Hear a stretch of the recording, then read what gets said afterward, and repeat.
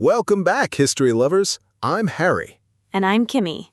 Today, we are diving deep into a fascinating and incredibly controversial chapter of American history, the Atlanta Compromise of 1895. It is a story of survival, tactical compromise, and a major intellectual battle. To really understand this, we need to look at the post-Reconstruction South. By 1877, white Southern Democrats had regained political power and were aggressively rolling back the progress made during Reconstruction. They began institutionalizing racial segregation and stripping black citizens of their right to vote. Exactly. And right around that time, in February 1895, the great civil rights leader Frederick Douglass passed away. His death left a massive power vacuum in the black community. That is where Booker T. Washington stepped in.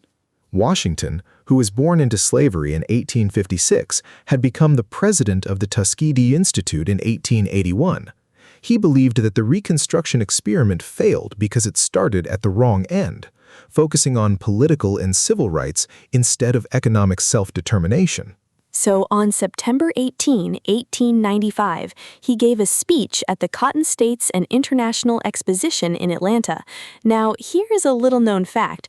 Washington didn't actually name his proposal the Atlanta Compromise in that speech.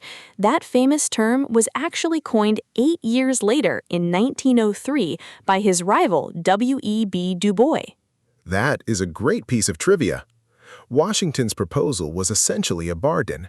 He urged black Southerners to accept social segregation, avoid demanding equal rights, and refrain from political campaigning. In return, they would receive basic legal protections, the right to own property, and access to vocational education. Right. He famously told his audience, "The opportunity to earn $1 in a factory just now is worth infinitely more than the opportunity to spend $1 in an opera house."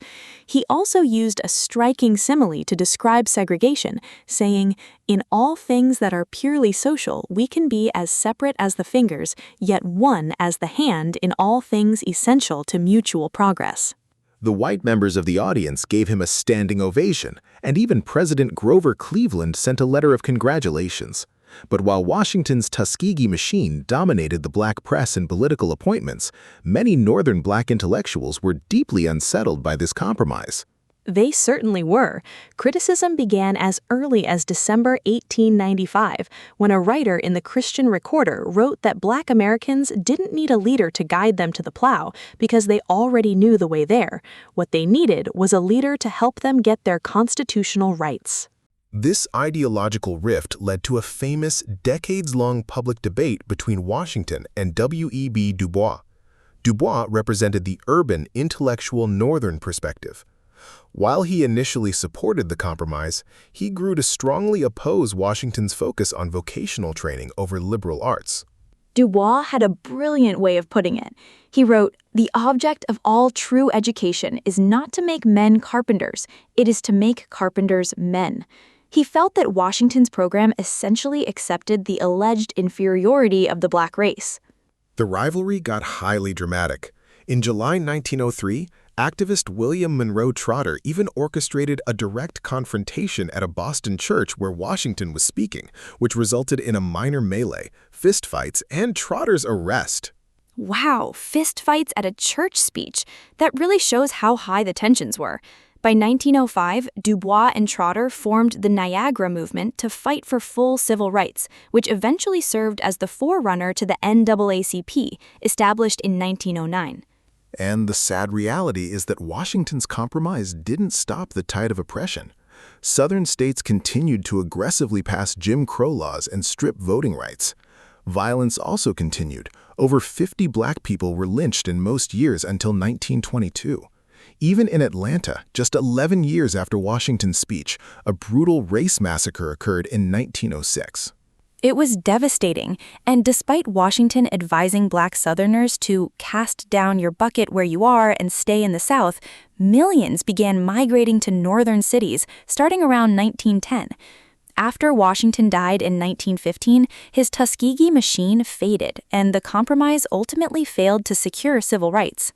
Yet, historians still debate his legacy. Some mid-20th century research uncovered that Washington was actually playing a double game. He quietly and secretly used his own money to fund legal challenges against disenfranchisement, segregation, and peonage.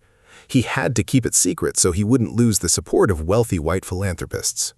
That is an incredible twist.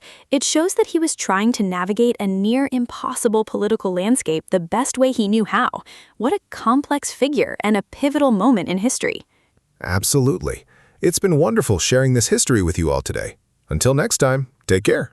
This episode is based on the Wikipedia article Atlanta Compromise, which is available under the Creative Commons Attribution Share-alike license. This podcast was crafted using artificial intelligence.